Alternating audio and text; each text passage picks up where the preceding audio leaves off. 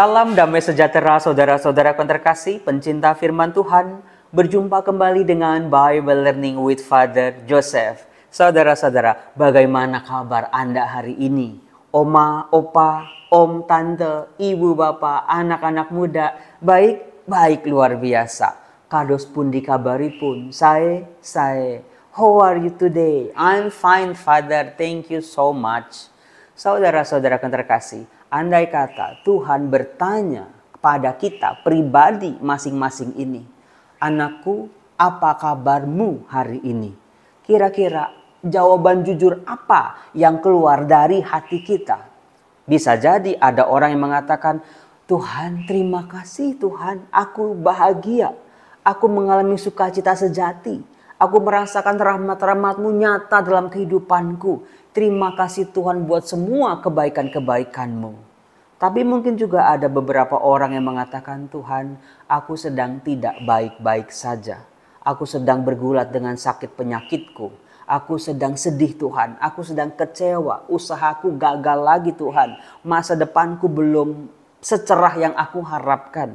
Anak-anakku belum menampakkan pertobatan yang sejati. Sebagai orang tua pasti itu mengalami kesedihan. Saudara-saudara, jujurlah pada Tuhan. Kalau kita betul-betul sedang jatuh, Tuhan peluk aku saat ini. Sebentar saja Tuhan. Aku ada dalam lindungan-Mu. Di balik jubah-Mu Tuhan. Aku menerima kembali kekuatan-kekuatan dalam kehidupanku. Saudara-saudara, tanggal 25 Maret adalah Hari Raya Kabar Sukacita, di mana gereja semesta betul-betul merayakan dengan sukacita bagaimana Allah menjadi manusia, misteri inkarnasi yang dimulai dari kabar sukacita malaikat kepada seorang perempuan, seorang gadis yang belum bersuami yang bernama Maria. Nah, kabar sukacita apa? Pesan-pesan dari kitab suci apa yang mau disampaikan kepada kita di hari raya kabar sukacita ini?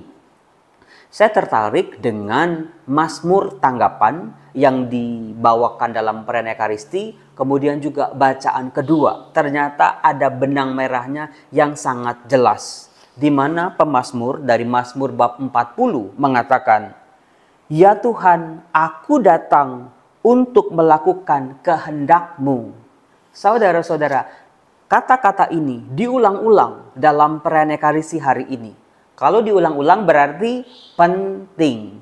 Ada sebuah pesan yang mau disampaikan kepada kita. Seorang pemazmur berkata, Ya Tuhan, aku datang untuk melakukan kehendak-Mu. Ternyata saudara-saudara, itu tujuan akhir dari pencarian kita. Kita datang ke gereja, kita berdoa, kita berdevosi, kita berpantang, kita berpuasa. Kita mencoba untuk mendekatkan diri pada Tuhan. Kita membuka hati kita pada Tuhan. Tuhan sungguh-sungguh melihat hati yang remuk redam. Tuhan memperhatikan orang jujur, orang yang tidak bersalah, orang yang selalu menjadi korban-korban dalam kehidupan. Tuhan selalu hadir dalam kehidupannya. Kalau kita buka diri, Tuhan selalu bisa ditemui. Nah, setelah kita datang pada Tuhan, kita mendekat pada Tuhan, lalu apa pertanyaannya? Apakah cuma diam aja? Apakah langsung minta ini dan itu? Kita protes sama Tuhan, kita kecewa sama Tuhan, kita marah sama Tuhan, atau kita nyanyi-nyanyi sorak-sorak haleluya? Ternyata ujung dari pencarian kita terhadap kehendak Tuhan adalah melakukan kehendak Tuhan. Inilah saudara-saudara rangkuman apa yang dikehendaki oleh Allah dalam perjanjian lama. Allah menghendaki umatnya datang kepada Dia untuk melakukan kehendak Allah yang terbaik, rencana Allah untuk kebahagiaan manusia. Tetapi sebagaimana kita tahu saudara-saudara, justru inilah titik lemahnya umat Allah Israel dalam perjanjian lama. Mereka jatuh bangun dalam melakukan kehendak Allah. Boro-boro mereka berhasil melakukan kehendak Allah. Mengenal Allah pun mereka masih sangat rapuh. Mereka masih mudah sangat tergoda oleh Allah-Allah bangsa-bangsa lain. Mereka sangat mudah untuk jatuh dalam kekecewaan lalu meninggalkan Allah. Jadi saudara-saudara, ya Tuhan aku datang untuk melakukan kehendak-Mu adalah sebuah ringkasan dari perjanjian lama. Apa yang Tuhan harapkan buat kita. Saudara-saudara terkasih, ada hal yang sangat penting yang Anda harus ketahui. Saudara-saudara, ada satu hal penting yang Anda harus ketahui. Meskipun umat Israel selalu gagal dan gagal lagi untuk melakukan kehendak Allah, tetapi Allah kita tidak pernah menyerah untuk datang mendekat pada umatnya, membagi kasihnya, membagi kebaikannya. Itulah sifat Allah yang maha rahim, sifat Allah yang maha baik, supaya manusia tidak pernah kehilangan kebahagiaannya. Tetapi sayangnya manusia mudah sekali menutup diri, manusia mudah sekali kecewa, manusia mudah sekali berbalik dari Tuhan. Sampai pada akhirnya tindakan Allah yang tidak pernah menyerah ini berjumpa dengan seorang perempuan, gadis desa dari Nazaret. Dalam kepolosannya, dia belum banyak pengalaman. Ternyata dialah yang membuka pintu relasi yang baru antara Allah dengan manusia. Nama perempuan itu adalah Maria. Pengalaman Maria sebagaimana kita tahu yang diungkap dalam Injil Lukas, malaikat Gabriel datang kepadanya, menyampaikan kabar sukacita. Lagi-lagi Allah mau tinggal di tengah-tengah manusia. Allah menjadi manusia melalui kandungan Maria. Kabar itu, saudara-saudara, adalah yang dinanti-nantikan oleh semua orang Israel sejak ratusan tahun sampai di zaman Maria. Dan kita bisa melihat bagaimana perasaan Maria. Kabar sukacita, pengharapan, kabar baik yang dinanti-nantikan oleh seluruh bangsanya kini hadir. Dan dialah yang dipilih oleh Allah. Sejak saat itu Maria sadar bahwa hidupnya unik, hidupnya diberkati, hidupnya istimewa karena dia dipilih oleh Allah. Nah, tetapi saudara-saudara, yang menariknya adalah sukacita yang diterima oleh Maria tidak berakhir pada kata-kata fiat voluntas tua, aku ini hamba Tuhan, terjadilah padaku menurut perkataanmu. Itu memang luar biasa, tetapi kabar sukacita tidak berhenti hanya untuk Maria. Maria tidak pelit untuk berbagi kabar sukacita itu kepada yang lain.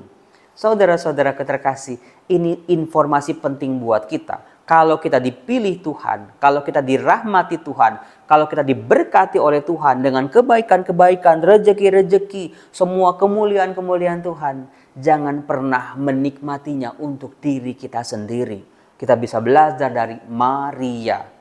Dikatakan oleh malaikat, Elisabet saudaramu itu sedang mengandung, dan ini bulan yang ke-6 bagi dia yang disebut mandul itu. Saudara-saudara, apakah Anda tahu, begitu malaikat meninggalkan Maria, Maria langsung pergi ke rumah Elisabet. Kita bisa bertanya, kenapa Maria pergi ke rumah Elisabet ya? Bisa jadi Maria berpikir bahwa orang yang sudah puluhan tahun sampai masa tuanya disebut mandul, bisa jadi dia nggak sadar dia sedang hamil. Iya apa tidak? Kalau seorang perempuan tidak sadar, tidak tahu dia sedang hamil, sangat amat membahayakan kandungannya, bukan? Maka Maria langsung bergegas pergi ke rumah Elisabet. Meskipun itu jaraknya jauh, dia tempuh supaya dia bisa membagikan kabar sukacita itu. Perempuan mandul sekarang memperoleh kabar baik karena akan melahirkan seorang putra. Sungguh-sungguh itulah yang dilakukan oleh Maria. Maria mau berbagi kebahagiaannya, berbagi sukacitanya. Dan sebagaimana kita tahu, begitu Maria datang sampai ke rumah Elisabet, begitu Elisabet mendengar salam Maria, langsung dia dipenuhi oleh Roh Kudus dan berkata, diberkatilah engkau di antara semua perempuan, dan diberkatilah buah rahimmu. Siapakah aku ini sampai ibu Tuhanku datang mengunjungi aku? Sebab sesungguhnya ketika salammu sampai kepada telingaku, anak yang di dalam rahimku melonjak kegirangan. Dari sini kita bisa melihat saudara-saudara, sukacita yang dirasakan oleh Maria. Begitu Maria berbagi kabar sukacita itu, Elisabet pun penuh dengan sukacita. Dan sebagaimana kita dengar tadi, ternyata sukacita yang dialami oleh Elisabet menular ke anak yang ada di dalam rahimnya. Sampai-sampai Yohanes Pembaptis melonjak kegirangan di dalam rahim Elisabet. Dari sini kita bisa belajar saudara-saudara, ternyata ini jawabannya. Kenapa hidup orang-orang diberkati? Yaitu supaya dia bisa berbagi berkat untuk orang lain. Dia bisa berbagi sukacita supaya orang lain juga merasakan dan mengalami hidupnya juga diberkati. Jadi kalau hidup Anda diberkati, rezeki-rezeki Anda mengalir dari Tuhan, kesehatan Anda prima, relasi-relasi Anda dengan anak-anak, dengan keluarga luar biasa, jadilah saksi Kristus. Bagilah sukacita itu kepada dunia sekitar Anda. Bukan untuk pamer atau flexing seperti yang ramai di Instagram atau di TikTok atau di YouTube akhir-akhir ini dari para pejabat yang memamerkan harta mereka. Berbeda antara pamer dengan mewartakan kebaikan-kebaikan Tuhan. Tekanannya berbeda, orang yang mendengar, orang yang menerima kabar sukacitanya juga sangat berbeda. Kalau sekedar pamer, kalau sekedar flexing, orang yang dengarnya langsung panas, langsung iri hati, langsung kecewa dengan kehidupannya. Kenapa dia diberkati, aku tidak? Tapi kalau Maria, kita bisa melihat Elizabeth tidak iri dengan Maria. Itu kuncinya. Itulah pewartaan kabar sukacita yang sejati. Ketika tidak membuat orang-orang lain iri terhadap kebaikan-kebaikan Tuhan yang kita wartakan. Nah, saudara-saudara, ada orang-orang pikiran dunia berkata begini, Romo, kalau saya berbagi pendapatan saya, rezeki saya, berarti rezeki saya berkurang dong. Kalau saya dapat 100 ribu, saya kasih 50 ribu buat orang lain, buat peminta-minta misalnya, saya cuma dapat 50 ribu dong. Ternyata cara kerja Tuhan sungguh berbeda. Apakah Anda tahu perikop setelahnya? Begitu Maria datang ke rumah Elizabeth, begitu Elizabeth dan bayinya melonjak kegirangan, Maria langsung menyanyikan kidung pujiannya. Apa yang dinyanyikan oleh Maria selanjutnya? Dikatakan, jiwaku memuliakan Tuhan dan hatiku bergembira karena Allah juru selamatku. Saudara-saudara, itulah sukacita yang sejati. Kalau kita berbagi sama orang lain, berbagi berkat, berkat itu harus mendatangkan sukacita dalam kehidupan kita. Kalau kita sudah berbagi, kita sudah berkorban, tapi masih ada ganjelan, masih marah, masih sebel, masih nggak ada sukacita, itu sebuah tanda ada yang nggak beres dengan hidup kita. Mungkin kita belum tulus, mungkin kita masih mengharapkan kembali, kasih kita kembali kepada kita. Saudara-saudara yang terkasih, sukacita yang tulus dibagikan akan mendatangkan sukacita yang luar biasa dalam kehidupan kita. Itulah Maria. Kita bisa meneladani kehidupannya yang sungguh luar biasa. Kabar sukacita dari Allah mengalir dalam hidup Maria, menyebar ke seluruh dunia. Dan apakah Anda tahu, kabar sukacita itu juga sampai ke kehidupan kita hari ini di tahun 2023. Jangan sampai kabar sukacita itu, kebaikan-kebaikan Tuhan itu berhenti dalam diri kita. Kita ambil buat diri kita sendiri atau kita tidak mengindahkannya. Tangkap kabar sukacita itu. Allah itu sayang banget sama kita. Allah menghendaki yang terbaik sama kita. Allah selalu menyertai kita dalam suka duka kehidupan kita. Tuhan itu sayang banget sama kita. Tuhan peduli sama kita. Tuhan itu mau berkorban apapun untuk kita. Bahkan hidupnya sendiri direlakannya buat kita. Tinggal bagaimana kita sebagai manusia mau nggak datang sama Tuhan berseru, ya Tuhan aku siap untuk melakukan kehendak-Mu. Meskipun nanti aku akan mengalami rintangan demi rintangan, cacian demi cacian, fitnahan-fitnahan orang, omongan jelek orang. Tuhan, aku mau melakukan kehendak-Mu. Kabar sukacita ini harus disampaikan ke semakin banyak telinga-telinga yang membutuhkan kabar sukacita itu. Saudara-saudara, soal cara kerja Allah, bagaimana melipat gandakan rezeki-rezeki kita, Anda bisa melihat. Silakan lihat siapa yang menanggung kehidupan orang tua Anda. Misalnya orang tua Anda punya 3 anak. Tidak semuanya biasanya menanggung secara sama kehidupan orang tuanya di masa tua. Biasanya ada 1 anak yang mau menanggung orang tuanya. Waktunya, tenaganya, perhatiannya, bahkan materinya. Dan biasanya orang ini bukan yang paling kaya. Tapi Anda bisa lihat saudara-saudara, biasanya orang ini rezekinya tidak pernah habis. Nggak ada habis-habisnya. Selalu ada aja rezekinya. Meskipun dia tidak berkelimpahan. Karena apa? Rezeki kita, kebaikan Tuhan, hidup yang kita terima dari Tuhan. Kalau kita berikan kepada sesama, apalagi yang sangat membutuhkan, Tuhan akan melimpahkan secara berlimpah-limpah rezeki-rezeki dan kebaikan-kebaikannya buat kita. Itu cara kerja Tuhan. Bagaimana? Apakah Anda mulai hari ini mau belajar berbagi, Romo? Belajarlah terus. Kalau Anda berbagi masih ada ganjelan, masih kecewa, coba lagi. Jangan pernah menyerah. Sampai Anda merasakan betul-betul, Tuhan terima kasih, ada sukacita sejati ketika aku berbagi, ketika aku membantu orang lain, ketika aku membantu meringankan beban-beban orang lain. Coba dari hari ini Anda akan melihat kemuliaan-kemuliaan Tuhan.